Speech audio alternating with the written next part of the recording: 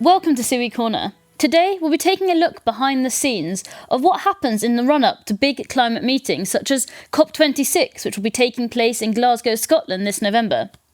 To take us through that, I'm joined by my colleague Malin Ingemarsson, who's a SIWI landscape specialist, but who's also working on international policy with Jennifer Jum. SIWI's international policy team, of course, works very actively to promote the role of water in global climate action. So what exactly is the role of water for climate change? Let's hear what Professor Johan Rockström has to say. The reason why water is so fundamental in climate change is that water is a driver of climate change. I mean, it is a greenhouse gas in itself, but also water scarcity drives forest fires and degradation of biomass, which in turn leads to more global warming.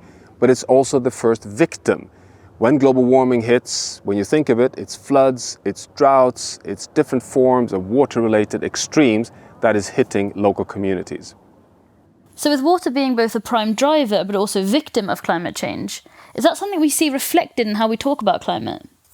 Absolutely. I think water being so central to climate change, it should be very self-evident.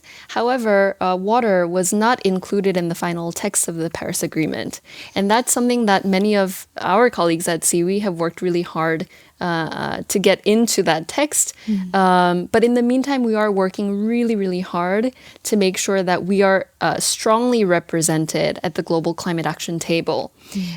We know that things are starting to change. We saw a little bit of those changes at COP25 in Madrid last year, and we're really hoping to come to Glasgow at COP26 with stronger messages and a much more unified way of bringing our messages forward.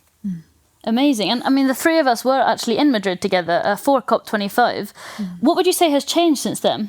I would say that since COP25, we now have many more explicit and some bolder commitments to the net zero goal.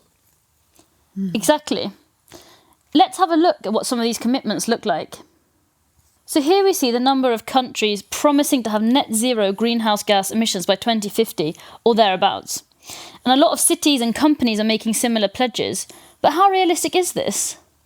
I would say it's not only realistic, it's now becoming extremely urgent. We now have all of the science at our disposal to support the fact that we need to act urgently on climate.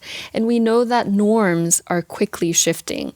We now have universities, we now have companies, investors, governments ready to dive into this work together.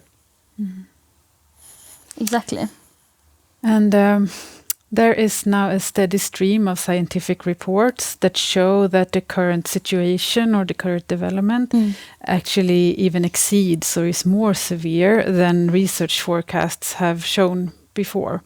And on top of that, there is also a growing concern about tipping points, that we cause or risk causing irreversible changes to ecosystems and essential ecosystem services. As an example, for the Amazon rainforest, it is a huge carbon sink. But now there is evidence that in some parts of the Amazon forest is actually starting to emit more CO2 than it is absorbing.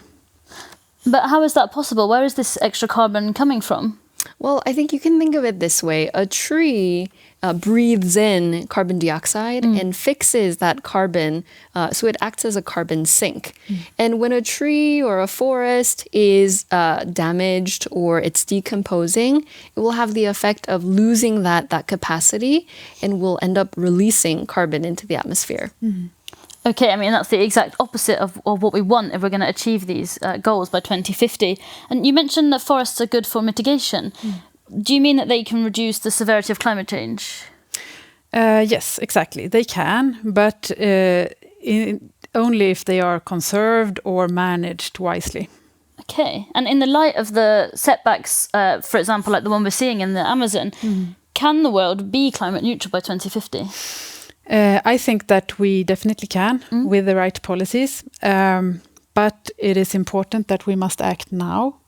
And there has so far been a huge focus on technical solutions, but now more and more we are also looking into the nature-based solutions, and those can both enhance the storage of carbon, but they can also protect carbon sinks, huge carbon sinks, such as wetlands and soils and forests like the Amazon. Okay, because didn't the UN Convention on Biological Diversity recently set a new goal for this? They set a goal that a third of climate mitigation should be provided through nature by 2030. And for me, or the best thing I think with nature-based solutions is that they are so looking at so many problems at the same time. This is the co-benefits. So, for example, if by protecting a watershed, you plant trees or restore the forest around the watershed, and that means that you are increasing carbon storage, you are improving water quality, but you're also protecting against flooding and protecting biodiversity. So it could even be more fish for fishing, for example. Amazing. And of course, on behalf of SIWI, I have to ask, what is water's role in us achieving this carbon neutrality? Freshwater can actually be an enabler for improved mitigation. In an upcoming report that I'm working on, we take help of experts to identify high potential as well as high risk mitigation measures or mitigation solutions. And the aim of that report is to provide guidance to countries and cities and so on how to use freshwater as a way to become climate neutral. Amazing. And when will we be able to hear more about this from the report? We actually have a session here at World Water Week where we will introduce some initial findings and then some more at COP26. And I will be following these sessions very closely because there are some still kind of key questions that remain unanswered. We don't have enough research and analysis yet on the important, for example, questions around clean energy. Many clean energy solutions require vast amounts of water.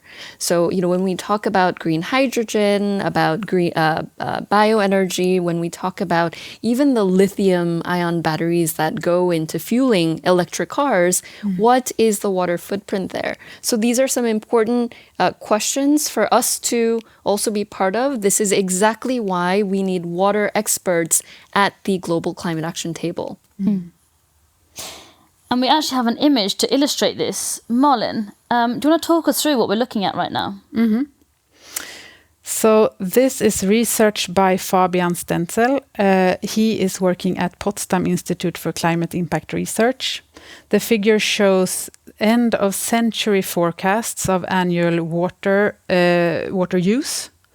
And it's bioenergy, that's the yellow. And then it's agriculture, the green. And then households and industries is the brown. And to the left, we see the median values. That is the most likely scenario. In the middle, we have the best case scenario. And then to the right, we have the worst case scenario. And the grey box, that's showing us the freshwater planetary boundary, which means the safe space we can operate in. Exactly. So you can see there that even for the most likely scenario, we are in risk of transgressing the planetary boundary within this century. And for me, that is evident that we urgently need water resource management and strong policies. Exactly. And meetings like COP26 do provide a unique opportunity to have this sort of collaboration that, for example, led to the signing of the Paris Agreement. But you mentioned, Jennifer, of course, for example, that water was left out of the Paris Agreement. Should we lower our expectations a little bit and be a little bit more realistic about how much we can influence at these big meetings?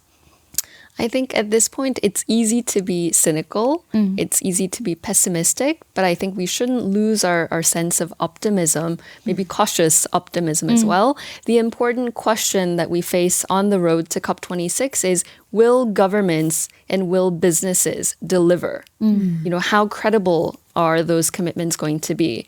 And of course, we have to listen to, the many voices in the global south who are skeptical about, whether the wealthy, developed countries and their promises from the past on helping to finance many of their climate interventions, whether they will actually, deliver on those promises. So that's something to keep in mind as we head into COP26. It really is, and that's going to really obviously affect how negotiations go if there are these, one could say, hard feelings behind them. What is being done to help? Yeah, I think we first need to listen very carefully to the needs, to the requirements that are needed to help transition many of those communities in the global south. We need to understand what their biggest concerns are. We need to help countries both reduce greenhouse gas emissions, but also help build resilience, right? That part is really important as well. And so it's really in that spirit where we in the water community can come forward with solutions that manage to do both. International processes, they are very complex, and so is climate change. And it's important that global leaders really understand this complexity and how complicated the transition will be.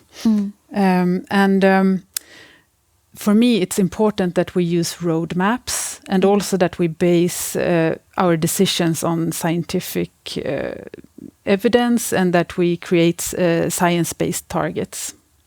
I completely agree, because I think that's a great ground to then build concrete solutions which can actually help us build resilience faster. Thank you, Jennifer, and thank you, Malin, for joining me today.